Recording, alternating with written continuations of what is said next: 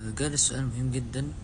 هو ليه بقى اللغة الإندونيسية تتكتب بحروف اللاتينية؟ تقريبا بالنسبة لي كإندونيسي، يعني حسب اللي أنا آه، عارفه واللي أنا اتعلمته في الجامعة ولا في المدارس، يعني من وأنا كنت صغير يعني.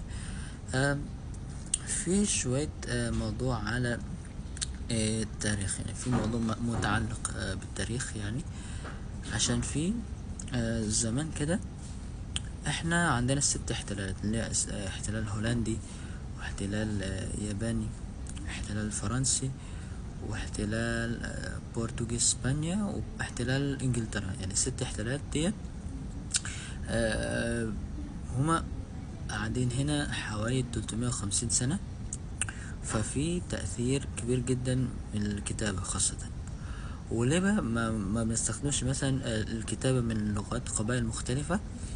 عشان دي برضو هتجيب مشاكل جديدة. عشان هي لو كان احنا مثلا في كتابة بتاعت اللغة الجوية اصلا، وفي كتابة بتاعت الابجدية القبائل الاخرى، فلو خدنا مثلا يعني من قبيلة واحدة دي قرار ان الكتابة دي اصلا اللي احنا هننفذها، ولا اسمها ننفذها، آه، فللأسف برضو هيبقى في مشاكل. يعني لو كان مفيش اتفاق مثلا بين يعني قبائل أخرى، ولا في إحساس إن أصلا القبيلة دي بتاخد قوة أو بتاخد قيمة أعلى من قبائل أخرى. ف عشان في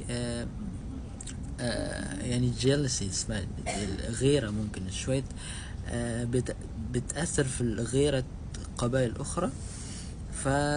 ما بنمشيش أصلا على هذا الطريق، واتفقنا على القرار باللغة الإندونيسية تتكتب بحروف اللاتينية. دي بقى اللي أنا أعرفها. بس لازم تسألوا من مؤرخين، يعني تسألوا مؤرخين عن تفاصيل الموضوع ده إن شاء الله. بس ده المعلومة، أو دي معلومة اللي أنا أعرفها. وشكرا للسؤال. يعني دمتم في أمان الله ورعايته. دمتم في أمان الله ورعايته. تشاركوا بالسكريبت في السؤالات التانية، اكتبوا في الكومنتس. و يا ريت الفيديو يفيدكم في حاجة.